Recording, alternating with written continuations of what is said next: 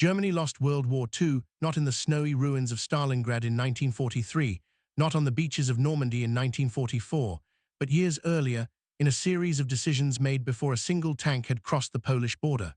We are taught a narrative of the Second World War as a sequence of dramatic battles. The lightning blitzkrieg, the fall of France, the turning points at Stalingrad and El Alamein, and the final collapse in the ruins of Berlin. But this focus on the ebb and flow of front lines obscures a deeper, more fundamental truth. Germany's fate was sealed not primarily by the courage of Allied soldiers, though that was essential, but by a fatal constellation of strategic, economic, and industrial miscalculations baked into the very foundation of the Nazi state. These were errors in grand strategy, resource management, and diplomatic overreach that created an insurmountable gap between Hitler's apocalyptic ambitions and Germany's actual capacity to wage a prolonged global war of attrition. This is not speculative alternative history. It is a rigorous re-examination of the established historical evidence. By tracing the thread from the pre-war economic plans in Berlin to the fuel-starved panzers on the Russian steppe, we will see that the Third Reich was operationally brilliant but strategically bankrupt, committing itself to a war it could not win long before the iconic images of its defeat.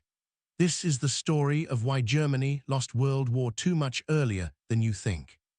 January 30, 1933. Berlin, Germany. Adolf Hitler is appointed Chancellor of a fractured republic. The Germany he inherits is an economic and psychological cripple, 6 million unemployed, industries operating at a fraction of capacity, a military restricted to 100,000 men by the Treaty of Versailles, and a national psyche scarred by the memory of the Great War's defeat and the perceived humiliation of the post-war settlement. The Nazi agenda is unambiguous and publicly declared: the complete revision of the Versailles Order, German rearmament, and the conquest of living space, Lebensraum in Eastern Europe. Yet from this very first day, there exists a profound and ultimately fatal contradiction. The goal is limitless imperial expansion, but the means, the German economy, are severely limited. Germany lacks the essential raw materials for modern industrial warfare. It possesses no significant domestic sources of oil, rubber, tungsten, copper, chromium, or high-grade iron ore. Its agricultural sector cannot feed its population without imports. To embark on a path of confrontation with the world's great powers from this position of material weakness would seem irrational. The Nazi solution was not to moderate their goals, but to construct an entire economic and military doctrine on a foundation of illusion, debt, and predatory violence. The initial phase of Nazi economic policy, masterminded by H. Hjalmar Schacht, president of the Reichsbank, was a masterpiece of financial deception. Schacht understood that public deficit-funded rearmament would trigger inflation and alarm foreign creditors. His solution was the creation of the MEFO Metallurgische Forschungsgesellschaft bills system in 1934. MEFO was a phantom company. Armaments firms would supply goods to the government and be paid not in cash, but in MEFO bills, guaranteed by the state and redeemable in 5 years. These bills could then be used like money within the German economy or discounted at the Reichsbank. This created a hidden, parallel budget for rearmament, allowing the government to spend far beyond its official means while masking the true level of debt from the German public and international observers. By 1938, MEFO bills in circulation totaled 12 billion Reichsmarks, a colossal hidden liability. This system fueled an economic boom based entirely on arms production. Unemployment vanished as men were conscripted into factories and the rapidly expanding Wehrmacht. The autobahns were built. The world saw a dynamic, resurgent Germany, but Schacht, the architect, was under no illusions. He knew this was a short-term stimulant, not a sustainable model. The rearmament drive was consuming Germany's finite foreign currency reserves at a terrifying rate to pay for imported raw materials like Swedish iron ore and Romanian oil. By 1936, he warned Hitler of an impending currency and balance of payments crisis. The pyramid scheme required constant new investment to avoid collapse. Hitler's response to this warning was a decisive pivot, one that set Germany irrevocably on the path to a war it could not sustain. He sidelined the prudent Schacht and placed the flamboyant and ideologically fanatical Hermann Goering in charge of a new radical economic policy. In 1936, Goering unveiled the four-year plan with the command: the German armed forces must be operational within 4 years. The German economy must be fit for war within 4 years. The goal was no longer financial stability or even prudent preparation, but autarky *, national self-sufficiency. Since Germany could not buy the resources it needed on the world market without foreign currency, it would attempt to manufacture them synthetically or seize them by force. Vast sums were poured into inefficient and scientifically daunting projects. The hydrogenation plants of the IG Farben conglomerate, like the massive complex at Luna, were expanded to produce synthetic gasoline, Ersatzbenzin *, from Germany's abundant coal. The process, invented by the chemist Friedrich Bergius, was incredibly energy-intensive, requiring about 5 tons of coal to produce 1 ton of fuel. Similarly, the Buna * program sought to produce synthetic rubber. These programs were a massive diversion of capital, engineering talent, and steel that could have been used for conventional weapons. They created a brittle, vulnerable industrial base. The synthetic fuel plants, for example, were large, stationary, and highly visible targets, utterly dependent on the uninterrupted supply of coal. Furthermore, the output was never sufficient. Even at peak production in 1943, synthetic fuels met only about half of Germany's wartime needs. The pursuit of autarky was a confession of weakness, not a plan for strength. It signaled that Germany was preparing for a war in which it would be blockaded, a war against the dominant naval powers of Britain and potentially the United States. This economic reality gave birth to the military doctrine that would define the early Nazi victories: Blitzkrieg * or Lightning War. Blitzkrieg was not a formal military doctrine found in Wehrmacht manuals. It was a pragmatic adaptation to economic scarcity. Germany could not afford a long war of attrition like the Great War. It lacked the stockpiles of oil, rubber, and metals. Therefore, its wars had to be short and decisive. The concept was one of concentrated violence, using massed air power, the Luftwaffe, and armored spearheads, panzer divisions, to achieve a rapid breakthrough at a narrow point, then driving deep into the enemy's rear to disrupt command, control, and logistics, leading to a swift collapse. The goal was not to occupy territory incrementally, but to induce a systemic paralysis in the enemy state. Crucially, *Blitzkrieg was a strategy of *consumption *, not of *production. It was designed to win with the weapons and fuel already in the warehouse at the start of the campaign. It was a one-shot strategy. The victory had to be so complete that the conquered territory would yield the resources, the oil, the food, the factories, necessary to replenish the stockpiles for the next campaign. This created a terrifyingly dynamic but fundamentally unstable strategic model. It was a pyramid scheme of conquest. Each new victim's assets had to pay off the debts incurred in subduing the last. The entire Nazi project, by 1938, was a geopolitical Ponzi scheme that required perpetual, successful aggression to avoid immediate economic collapse. September 1, 1939, 04:45 a.m., the German-Polish border. The Blitzkrieg * model receives its first full-scale test. The invasion of Poland is a spectacular operational success. Coordinated attacks by Luftwaffe bombers, screaming Stuka dive bombers, fast-moving panzer divisions, and motorized infantry overwhelm the brave but outmatched Polish forces. In just over a month, Poland is partitioned with the Soviet Union. The world is stunned by the speed and ferocity of this new form of warfare, yet beneath the triumphant headlines, the cracks are already showing. The short campaign consumed ammunition and aviation fuel at a prodigious rate. The German army used nearly 70% of its stockpiled ammunition. The Luftwaffe's sortie rate was unsustainable over a longer period.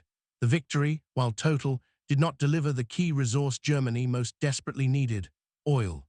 Poland had little.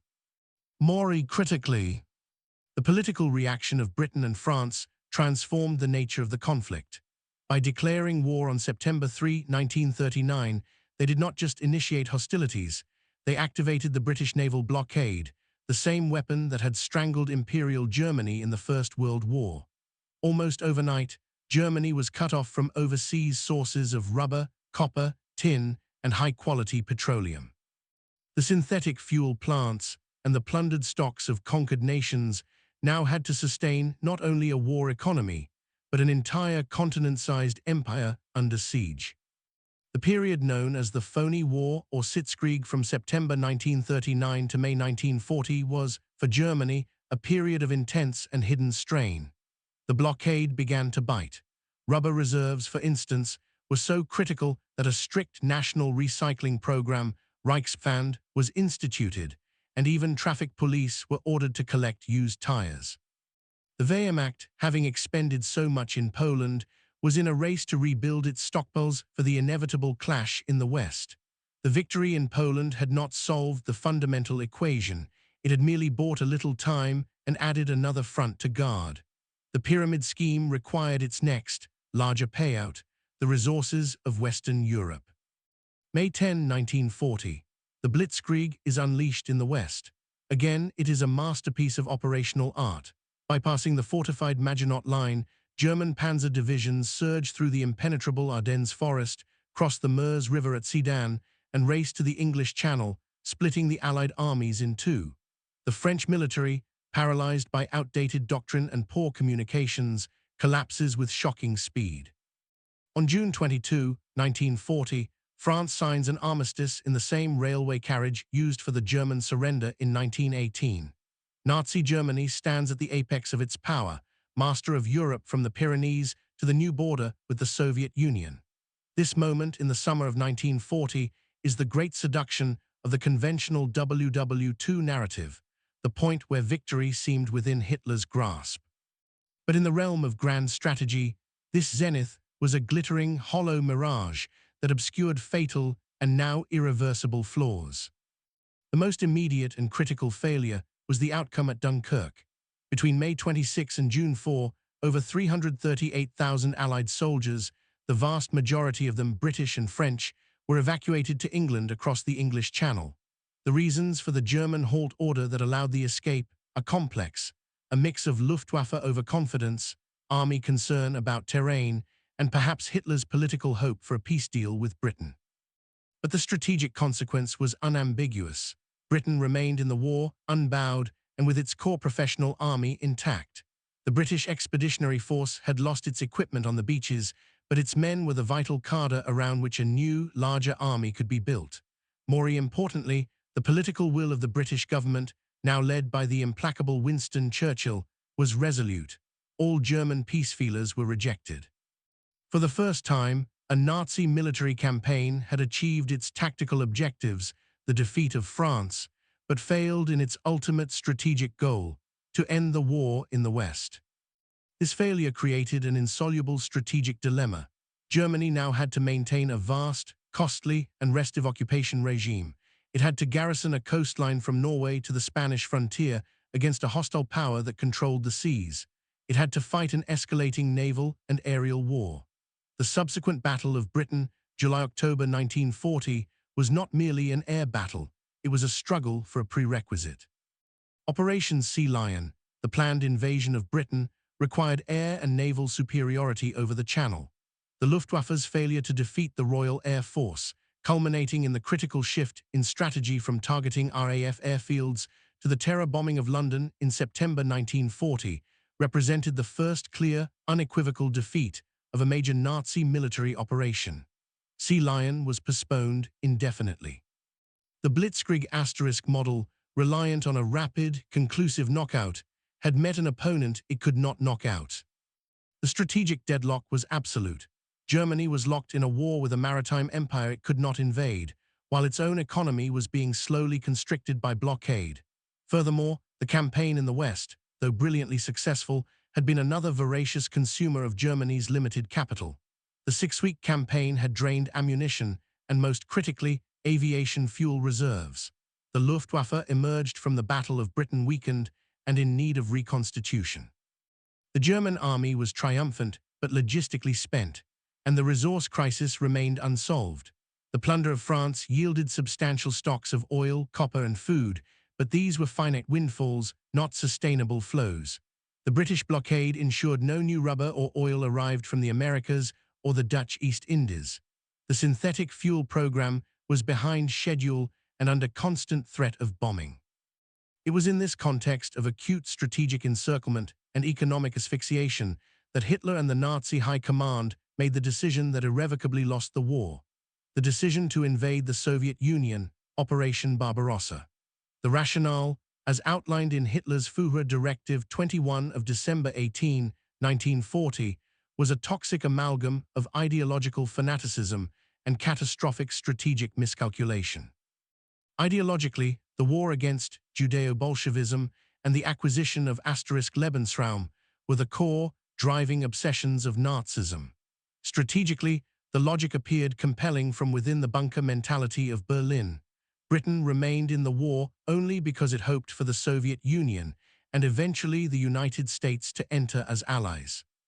A rapid, decisive knockout blow against the USSR, delivered before British power could recover and American industry could be mobilized, would achieve multiple war-winning goals. It would eliminate Britain's last potential continental ally, secure the boundless agricultural lands of Ukraine, the breadbasket of Europe, and most vitally, capture the oil fields of the Caucasus at Maikop, Grozny, and Baku.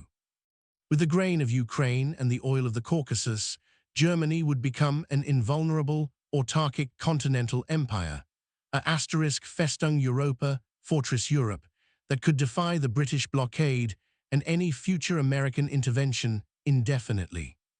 The plan was a breathtaking gamble, but its underlying assumptions were fantastical, revealing a profound disconnection from strategic and economic reality.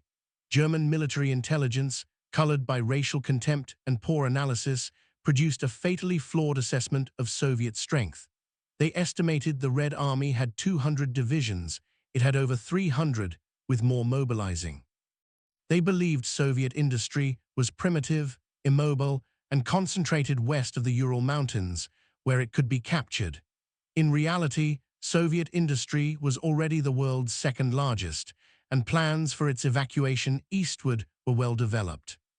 They assumed the Stalinist state was a rotten structure that would collapse politically after a decisive military defeat at the border, ignoring the resilience of Soviet patriotism, however coerced, the vastness of the country, and Stalin's ruthless grip on power. Most fatally, the logistical planning for Barbarossa was an afterthought, a fantasy divorced from geographical and material reality. The austere, Eastern Army, of over 3 million men, required a minimum of 24 supply trains per day to function effectively. The Polish and Soviet rail networks used a different gauge than German tracks. Every mile of conquered track had to be painstakingly converted by special engineering battalions. The German army, though modern in its spearheads, was still largely a horse-drawn force. It mobilized over 625,000 horses for the invasion. The number of trucks was insufficient, and they were a chaotic collection of different models from all over occupied Europe, a maintenance nightmare. The plan called for advances of hundreds of miles with no operational pause, aiming to destroy the Red Army west of the Dnieper River before winter. There was no plan B, no serious provision was made for winter clothing or equipment, as the campaign was expected to be over in 4 months. This was not the meticulous planning of a nation prepared for a long, existential struggle.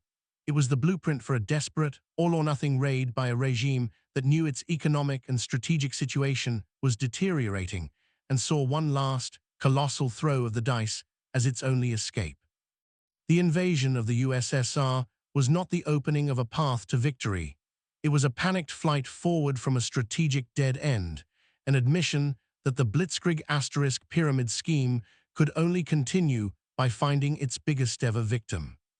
June 22, 1941, 03:15 a.m., the Soviet border. Operation Barbarossa commences on a front stretching from the Baltic to the Black Sea. It is the largest military operation in human history. The initial operational successes are staggering, exceeding even German expectations. Entire Soviet armies are encircled and destroyed at Minsk, Smolensk, and Kiev. By the end of 1941, the Wehrmacht had advanced up to 600 miles, captured over 3 million Soviet soldiers, and destroyed or captured tens of thousands of tanks and aircraft. By late autumn, Leningrad is under siege, the industrial heartland of the Donbass is threatened, and Army Group Center is within sight of Moscow's suburbs. The map suggests an imminent, total victory. Yet by early December 1941, the offensive has catastrophically stalled. The autumn Rasputitsa, the season of mud, turns roads into impassable quagmires, halting the mechanized spearheads. Then, the Russian winter arrives with a ferocity not seen in decades. Temperatures plunge to -30, then -40 degrees Celsius.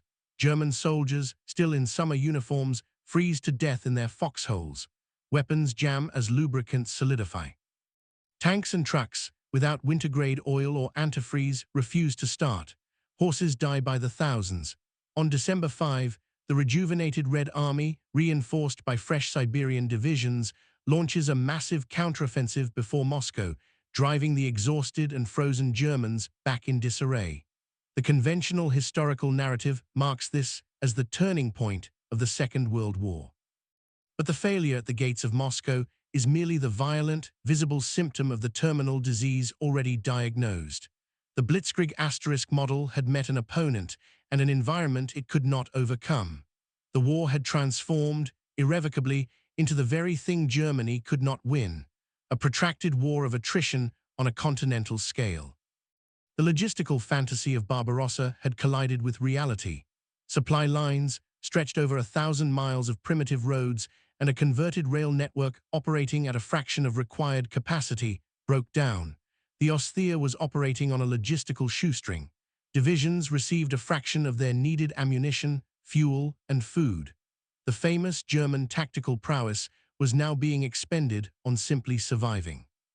The decision to pivot army group centers thrust from Moscow towards Kiev in August, while tactically successful in bagging a huge pocket of Soviet troops, had cost vital weeks, pushing the advance on the main objective into the teeth of the mud and winter. This was not bad luck. It was the inevitable consequence of a plan that had no margin for error, no resilience, and no respect for the scale of the task. While the Eastern Campaign was consuming the lifeblood of the German army, the global strategic picture underwent a seismic, definitive shift. On the other side of the world, the Empire of Japan, driven by its own resource hunger and imperial ambition, attacked the United States Pacific Fleet at Pearl Harbor on December 7, 1941 ***. 4 days later, on December 11, 1941 ***. In one of the most strategically irrational acts of the entire Second World War, Adolf Hitler declared war on the United States of America. This decision demands scrutiny, as it is the ultimate keystone in the argument for Germany's early loss. There was no treaty obligation that required it. The Tripartite Pact of 1940 between Germany, Italy, and Japan was a defensive alliance. It stipulated that members would assist each other only if one was attacked. Japan had attacked the US, not the other way around. Hitler was under no legal or military compulsion. His reasons were a mixture of ideological fervor and catastrophic misjudgment. First, ideology. Hitler saw the war as a global racial struggle. The United States, in his twisted worldview, was the chief bastion of Judeo-plutocratic capitalism. War was inevitable. Second, he held a bizarre, exaggerated respect for Japanese military power and believed their offensive would tie down the United States in the Pacific, preventing any meaningful intervention in Europe. Third, he wanted to unleash his U-boat fleet for unrestricted warfare against American shipping along the East Coast, hoping to deliver a decisive blow to British supply lines before the US could mobilize. It was a monumental error. By this act, Hitler solved Franklin D. Roosevelt's greatest political dilemma: how to overcome powerful American isolationist sentiment and bring the United States fully into the war against Nazi Germany. Now, America was in the European war with full public and congressional backing. More importantly, it brought into the conflict against Germany the largest, most technologically advanced, and geographically invulnerable industrial economy on the planet. The arsenal of democracy was now formally an enemy. The United States possessed a gross domestic product greater than that of all the Axis powers combined.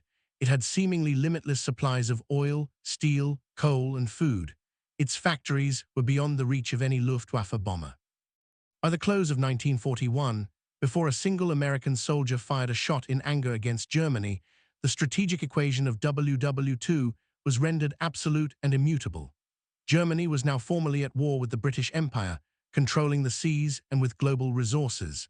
The Soviet Union, possessing the largest army and vast strategic depth, and the United States, possessing an unparalleled industrial machine. This coalition, the Grand Alliance, represented an overwhelming preponderance of global population, industrial capacity, raw materials, and financial capital. The war was lost. The historian Richard Overy aptly termed this moment the end of German strategy. From this point forward, Germany was no longer fighting to achieve victory, but to stave off defeat. It was reacting, not acting. The remaining years of conflict would be the gruesome, protracted process by which the Allies translated their inherent, crushing strategic superiority into military and political reality on the ground. The campaigns from 1942 to 1945, often narrated as the turning of the tide and the heroic Allied march to victory, were from the German perspective a series of increasingly desperate and resource-intensive reactions to a hopeless strategic situation. German actions were no longer steps toward a conceivable victory, but attempts to delay the inevitable, often driven by the very resource shortages that had doomed them from the start. 1942, the offensive of necessity, not strength. The German summer offensive of 1942, Case Blue, aimed at the Caucasus oilfields and the city of Stalingrad on the Volga River, is frequently portrayed as Hitler's overreach, a reckless lunge for glory. In truth, it was an offensive born of profound weakness and desperate necessity. The failure before Moscow and the ongoing war of attrition in the East had drained Germany's already precarious fuel reserves. The synthetic fuel program could not keep pace with demand. The Luftwaffe was grounding training flights due to lack of aviation gasoline. The only perceived solution was to seize the oil fields of the Caucasus physically. This was not a confident stride toward world domination. It was a starving army making a desperate lunge for a breadline. The offensive further overextended the Wehrmacht across the vast southern steppes, leading to the disastrous entanglement at Stalingrad and the eventual encirclement and destruction of the entire German Sixth Army in January 1943. Stalingrad was a catastrophic blow in terms of manpower, prestige, and morale, but it was, again, a symptom.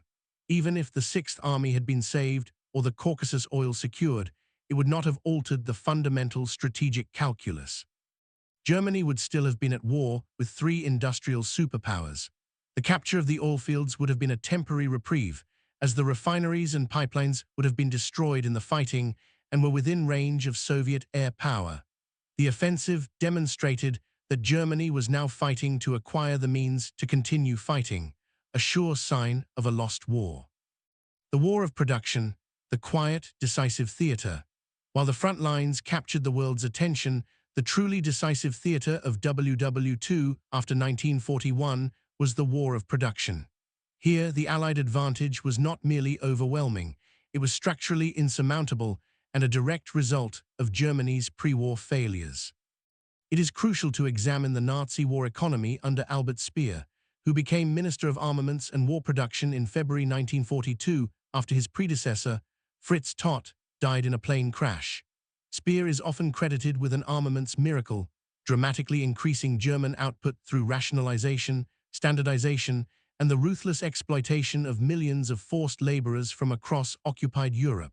Production of tanks, aircraft, and artillery did rise significantly in 1943 and 1944. However, this narrative requires critical context. First, it was too little, too late. The increases started from a relatively low base and occurred after the strategic die was already cast in late 1941. Second, and more critically, German production was fundamentally misdirected. It remained obsessed with technical perfection and complexity, a reflection of an engineering culture that prized quality over quantity. This led to the proliferation of wonder weapons and over-engineered systems. The Tiger I and II tanks were marvels of engineering, with formidable armor and guns, but they were incredibly complex, time-consuming to build, fuel-hungry, and prone to mechanical breakdown. Only about 1,300 Tiger Is and 500 Tiger IIs were built during the entire war. In contrast, the Soviet Union produced over 84,000 T-34 tanks, a simpler, more reliable design that was good enough and could be manufactured in staggering numbers. Similarly, the Messerschmitt Me 262, the world's first operational jet fighter, was a technological leap, but it was introduced late, in tiny numbers, and suffered from engine reliability issues and a crippling shortage of trained pilots and aviation fuel. Resources were also poured into vengeance weapons like the V-2 rocket, a terrifying ballistic missile, but one that was astronomically expensive, inaccurate, and militarily ineffective compared to the cost of its production. These were answers to tactical problems, not strategic ones. They consumed disproportionate amounts of skilled labor, special alloys, and fuel for minimal strategic return. In stark contrast, the Allied economies achieved a scale of production that defied imagination and directly targeted Germany's strategic weaknesses. The United States, protected by two oceans, became the arsenal of democracy. Its output was staggering: 300,000 military aircraft, 100,000 tanks and tank destroyers, 2.5 million trucks, and a navy that grew from a modest force to the largest the world had ever seen. The American philosophy was one of mass production of reliable, standardized weapons. The M4 Sherman tank was not the best tank on the battlefield in a one-on-one duel, but it was reliable, easy to produce by the tens of thousands, and easy to ship and maintain. The Liberty ship program saw cargo vessels built in weeks rather than months.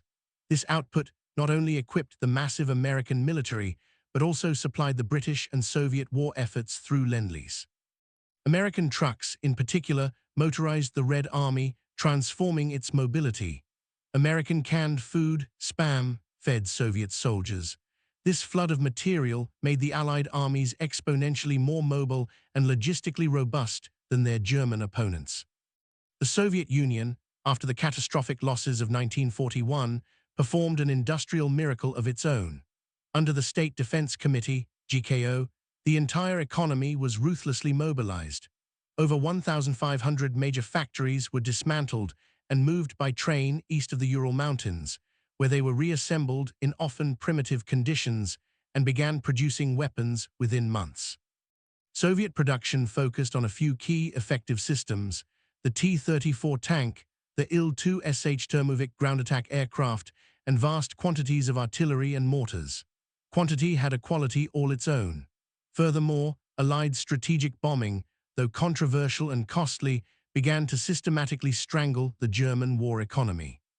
The combined bomber offensive, guided by the point-blank directive of 1943, increasingly focused on what were called bottleneck targets: the synthetic fuel plants and the transportation network. Raids on the Luna, Politz, and other hydrogenation plants in the spring and summer of 1944 were devastatingly effective. German fuel production plummeted. By the autumn of 1944, the Luftwaffe was starved of aviation fuel, drastically reducing its ability to challenge Allied air supremacy or even train new pilots. Panzer divisions were immobilized for lack of diesel. This was the direct, inevitable consequence of Germany's pre-war failure to secure a sustainable oil supply. The war was being lost not just on the front lines, but in the burned-out ruins of the synthetic fuel plants that had been the centerpiece of the failed autarky policy. The inefficiency of the Nazi state. Beyond production numbers, the Nazi system itself was inherently inefficient at wagging total war. Unlike Britain or the USSR, which moved to total mobilization almost immediately, Germany did not fully mobilize its economy and society until 1943-44, after Stalingrad. Hitler, haunted by the memory of the 1918 revolution triggered by civilian hardship, resisted measures that would drastically lower the German standard of living. Production of consumer goods remained relatively high until late in the war. The mobilization of women into the industrial workforce was hesitant and incomplete, constrained by Nazi ideology that preached Kinder, Kuch, Kirch, children, kitchen, church. In Britain, the proportion of women in the workforce soared. In Germany, it increased only modestly, a profound waste of human capital. Furthermore, the Nazi state was a chaotic tangle of competing fiefdoms. Goering's four-year plan organization, Speer's armaments ministry, Himmler's SS Empire, which ran its own industrial concerns with slave labor, and the various branches of the military all competed for resources, labor, and authority. This polycratic chaos led to duplicated efforts, contradictory priorities, and massive inefficiency. A system built on working towards the Führer through internal competition was ill-suited for the coordinated, monolithic effort required for total war. We can now distill Germany's early and inevitable loss in World War II into 5 interconnected, fatal flaws, each reinforcing the others in a vicious cycle of strategic bankruptcy. Asterisk 1. The resource poverty/strategic overreach feedback loop. This is the core engine of defeat. Germany started the war critically deficient in strategic resources, oil, rubber, metals. Its strategy became one of seizing these resources through sequential conquests, asterisk blitzkrieg. However, each conquest created new enemies and longer, more vulnerable defensive perimeters. Defending these new territories and fighting new enemies consumed the very resources they were seized to provide. This forced further aggression to seize more resources, leading inevitably to overextension and conflict with powers possessing immense asterisk resources, the USSR, the USA, which Germany could not defeat. It was a self-defeating cycle from the outset. Asterisk 2. The deliberate creation of a multi-front war. In direct contradiction to a century of German strategic thought emphasizing the avoidance of a two-front war, the nightmare of Frederick the Great and the Schlieffen Plan, Hitler systematically engineered one. He attacked Poland, guaranteeing war with Britain and France. He attacked the Soviet Union while still at war with Britain. He then declared war on the United States. This was not an accident of diplomacy or bad luck. It was a series of conscious, ideologically driven choices that violated the most fundamental principle of German grand strategy and guaranteed strategic encirclement and annihilation. Asterisk 3. The asterisk blitzkrieg asterisk delusion and logistical fantasy. The Wehrmacht perfected a form of warfare optimized for short, sharp campaigns against weaker neighbors. The Nazi leadership then made the fatal error of believing this operational method could overcome any asterisk strategic challenge, including the conquest of a continent-sized entity like the USSR. They planned campaigns, especially Barbarossa, that ignored basic logistical constraints, distance, climate, infrastructure. They mistook tactical virtuosity for strategic viability. When the campaigns inevitably outran their supply lines and met determined resistance, the blitzkrieg asterisk model broke down, leaving Germany trapped in the war of attrition it could not win. Asterisk 4. The ideological poisoning of intelligence and strategy. Nazi racial ideology catastrophically distorted strategic assessment. Slavs were deemed asterisk Untermenschen, subhumans, leading to a fatal underestimation of Soviet industrial capacity, military strength, and the will of the Soviet people to resist. This resulted in the unpreparedness for the grueling war that followed. Similarly, a blend of contempt and misunderstanding colored their view of British resolve, a nation of shopkeepers, and American power, a degenerate, mongrel society without martial spirit. This ideological blindness led to decisions based on fantasy, not fact. Asterisk 5. The inefficient, late, and misguided war economy. Germany mobilized late, inefficiently, and for the wrong kind of war. It failed to fully utilize its population, especially women. Its industry, even under Speer, prioritized complex quality weapons over the volume production needed for attritional warfare. It wasted precious resources on vengeance weapons and prestige projects. Its entire economic foundation, the synthetic fuel program, was a brittle, vulnerable substitute for secure, natural resource flows. It was a system designed for short wars of plunder, and it collapsed when forced into a long war of production against the world's industrial titans. So when did Germany lose World War II? The seeds were sown in the mid-1930s with the adoption of the debt-fueled MEFO bill system and the futile pursuit of autarky, which created an economy structurally incapable of sustaining a long, global war. The point of probable defeat was September 3, 1939 *, when Britain and France declared war. This transformed Hitler's planned war of sequential plunder into a general war against a coalition with superior resources, activating the blockade that would slowly strangle Germany. The point of asterisk strategic certainty was December 11, 1941 asterisk, when Hitler declared war on the United States. This act cemented the Grand Alliance and made Germany's industrial and demographic inferiority absolute and irreversible. The failure before Moscow weeks earlier had already proven the military method designed to win the war had failed. The subsequent 3.5 years of brutal conflict, the desert battles of North Africa, the siege of Leningrad, the colossal tank duel at Kursk, the D-Day landings, the Battle of the Bulge were not a contest for victory. They were the gruesome, costly, and protracted process by which the Allied nations, at immense human sacrifice, translated their inherent strategic, economic, and industrial superiority into military and political reality on the ground.